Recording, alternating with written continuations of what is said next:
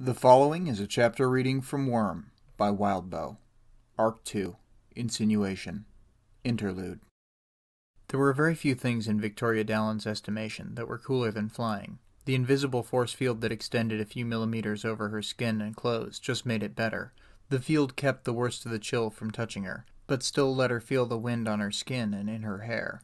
Bugs didn't splat against her face like they did against car windshields, even when she was pulling 80 miles an hour. Spotting her target, she whooped and plunged for the ground, gaining speed where anyone else would be slowing down. She hit the asphalt hard enough to crack it, sending fragments of it into the air, touching ground with her knee and foot, one arm extended. She stayed in that kneeling position for just heartbeats, letting her platinum curls and the cape that was draped over one of her shoulders flutter in the wake of the air that had followed her descent. She met the eyes of her quarry with a steely glare. She'd practiced that landing for weeks to get it right. The man was a 20-something Caucasian with a shaved head, a dress shirt with sleeves rolled up, jeans and work boots. He took one look at her and bolted. Victoria grinned as he disappeared down the far end of the alley. She rose from her kneeling position, dusted herself off, and ran her fingers through her hair to tidy it. Then she raised herself a foot off the ground and flew after him at an easy 45 miles an hour. It didn't take a minute to catch him. Even with the head start she had given him, she flew past him, grazing him. An instant later, she came to a dead stop, facing him. Again, the wind made for a dramatic flourish as it stirred her hair, her cape, and the skirt of her costume. "The woman you attacked was named Andrea Young," she spoke. The man looked over his shoulder, as if gauging his escape routes. "Don't even think about it, Fugly," she told him. "You know I'd catch you, and trust me, I'm already pissed off enough without you wasting my time." "I didn't do anything," the man snarled. "Andrea Young!" Victoria raised her voice. As she shouted, she exercised her power. The man quailed as though she'd slapped him.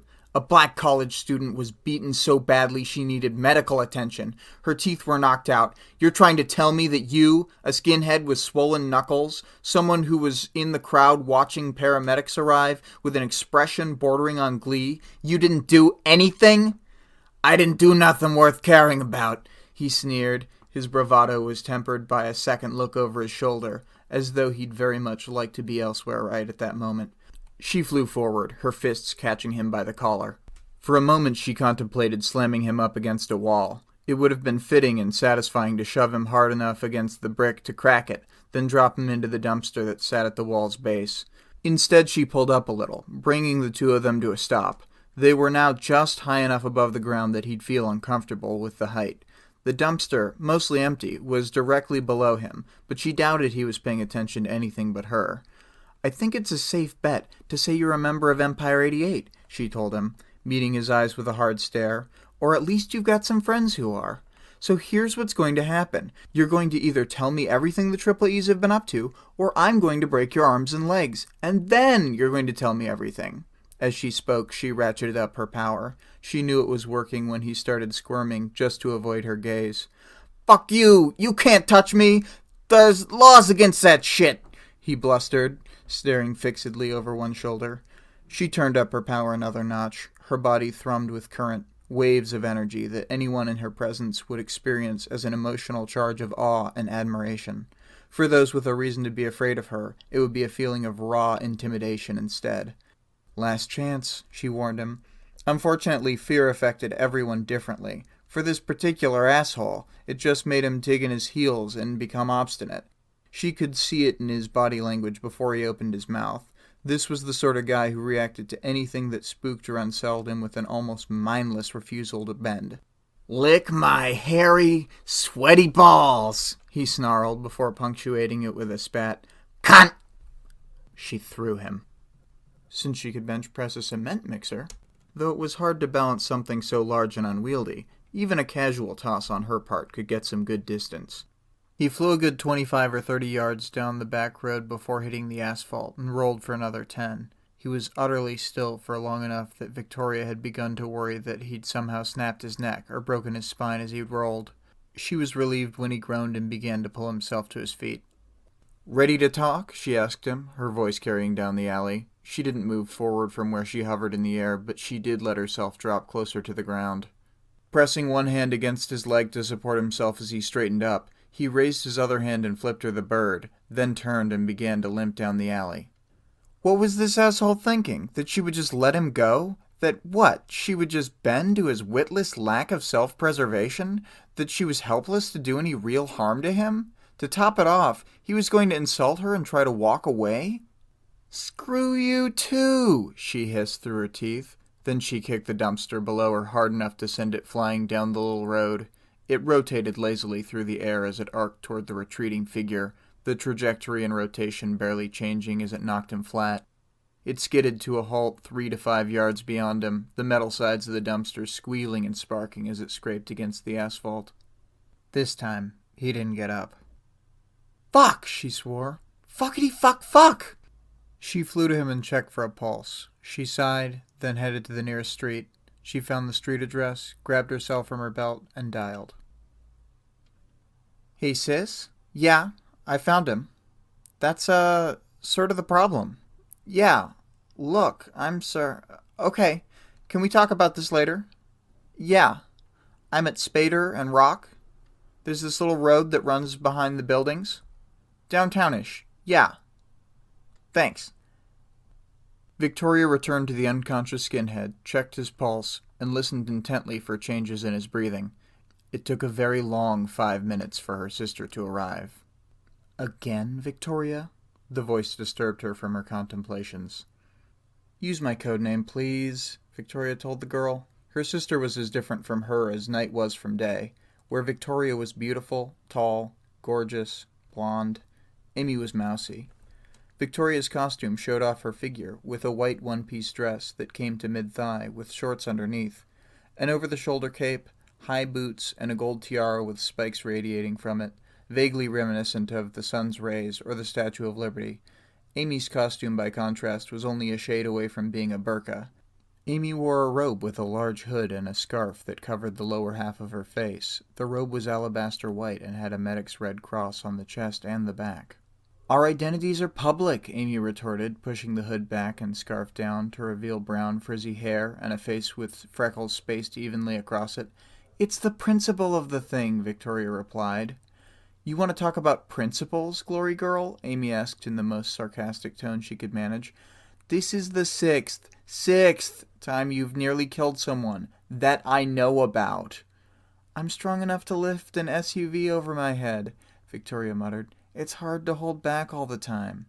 "I'm sure Carol would buy that line," Amy said, making it clear in her tone that she wasn't. "But I know you better than anyone. If you're having trouble holding back, the problem isn't here." She poked Victoria in the bicep. "It's here." She jabbed her sister in the forehead. Hard. Victoria didn't even blink. "Look, can you just fix him?" Victoria pleaded. "I'm thinking I shouldn't," Amy said quietly. "What?" "There's consequences, Vicky. If I help you now, what's going to stop you from doing it again? I can call the paramedics. I know some good people from the hospital. They could probably fix him up all right." Hey, Victoria said. "That's not funny. He goes to the hospital. People ask questions." "Yeah, I'm well aware," Amy said, her voice hushed. "This isn't like me getting grounded. I'd get pulled into court on charges of aggravated assault and battery. That doesn't just fuck with me. It fucks with our family. All of New Wave. Everything we've struggled to build." Amy frowned and looked at the fallen man. "I know you're not keen on the superhero thing, but you'd really go that far? You'd do that to us? To me?" Amy pointed a finger at her sister. "That's not me. It's not my fault we're at this point. It's you. You're crossing the line. Going too far. Which is exactly what people who criticize New Wave are scared of. We're not government-sponsored. We're not protected or organized or regulated in the same way. Everyone knows who we are under our masks. That means we have to be accountable. The responsible thing for me to do as a member of this team is to let the paramedics take him, and let the law do as it sees fit." Victoria abruptly pulled Amy into a hug. Amy resisted for a moment, then let her arms go limp at her sides. "This isn't just a team, Ames," Victoria told her. "We're a family. We're your family." The man lying just a matter of feet away stirred, then groaned, long and loud. "My adoptive family," Amy mumbled into Victoria's shoulder. "And stop trying to use your frigging power on me to make me all squee over how amazing you are. Doesn't work. I've been exposed so long I'm immune." "It hurts," the man moaned. "I'm not using my power, dumbass," Victoria told Amy, letting her go. I'm hugging my sister, my awesome, caring, and merciful sister. The man whined louder. I can't move. I feel cold. Amy frowned at Victoria. I'll heal him, but this is the last time. Victoria beamed. Thank you. Amy leaned over the man and touched her hand to his cheek. Slingshot break to his ribs, fractured clavicle, broken mandible, broken scapula, fractured sternum, bruised lung, broken ulna, broken radius. I get the point, Victoria said. Do you? Amy asked. Then she sighed. I wasn't even halfway down the list. This is going to take a while. Sit. Victoria crossed her legs and assumed a sitting position, floating half a foot above the ground. Amy just knelt where she was and rested her hand on the man's cheek. The tension went out of his body and he relaxed. How's the woman? Andrea. Better than ever, physically, Amy replied. I grew her new teeth, fixed everything from the bruising to the scrapes, and even gave her a head-to-toe tune-up. Physically, she'll feel on top of the world, like she had been to a spa and had the best nutritionist, best fitness expert, and the best doctor, all looking after her for a straight month. Good, Victoria said. Mentally, emotionally, it's up to her to deal with the aftermath of the beating. I can't affect the brain. Well, Victoria started to speak. Yeah, not can't, won't, it's complicated, and I don't trust myself not to screw something up when I'm tampering with someone's head. That's it, that's all. Victoria started to say something, then shut her mouth. Even if they weren't blood-related, they were sisters. Only sisters could have these sorts of recurring arguments. They had gone through a dozen different variations on this argument before. As far as she was concerned, Amy was doing herself a disservice by not practicing using her powers on the brain. It was only a matter of time before her sister found herself in a situation where she needed to do some emergency brain surgery and found herself incapable. Amy, for her part, refused to even discuss it. She didn't want to raise a sensitive issue when Amy was in the process of doing her a major favor. To change the subject, Victoria asked, Is it cool if I question him? Might as well, Amy sighed. Victoria tapped the man a few times on the forehead to get his attention. He could barely move his head, but his eyes lolled in her direction. Ready to answer my questions? Or do me and my sister just walk away and leave you like this? I sue you, he gasped out, then managed and added, Whore! Try it. I'd just love to see a skinhead with a few broken bones go up against a superheroine whose mom just happens to be one of the best lawyers in Brockton Bay. You know her, right? Brandish, he said. That's her name in costume. Normally she's Carol Dallin. She'd kick your ass in court, believe me. Victoria said. She believed it. What the thug didn't understand was that even if he lost the case, the media circus that would be stirred up would do more damage than anything else. But she didn't need to inform him of that. She asked him, So do I get my sister to leave you as you are, or are you willing to trade some information for relief from months of incredible pain and a lifetime of arthritis and stiffness in your bones? And erectile dysfunction, Amy said, just loud enough for the thug to hear her. You fractured your 9th vertebra. That's going to affect all nerve function in the extremities below your waist. If I leave you like you are, your toes will always feel a little numb, and you'll have a hell of a time getting it up, if you know what I mean. The skinhead's eyes widened a fraction. You're fucking with me. I have an honorary medical license, Amy told him, her expression solemn. I'm not allowed to fuck with you about stuff like that. Hippocratic oath. Isn't that do no harm? The thug asked. He groaned, long, loud, and with the slightest rattle in his breath, as she removed her hand from his body. That's just the first part of it. Like how freedom of speech and the right to bear arms is just the first part of a very long constitution. It doesn't look like he's cooperating, Glory Girl. Should we go? Fuck! The man shouted, then winced, tenderly touching his side with one hand. I'll tell you! Please, just do what you were doing. Touch me and make the pain go away. Put me back together. Fix me? Amy touched him. He relaxed and then started talking. Empire 88 is extending into the docks on Kaiser's orders. Lungs in custody, and whatever happens, the ABB is weaker than it was. That means there's territory for grabs, and the Empire sure ain't making progress downtown. Why not? Victoria asked him. This guy, Coyle, don't know what his powers are, but he's got a private army. Ex-military, all of them. At least 50, Kaiser said. And every one of them has top-notch gear. Their armor's better than Kevlar. You shoot 'em, they're back up in a few seconds. Least when you shoot a pig, you can be pretty sure you broke a few ribs. But that's not the fucked up thing.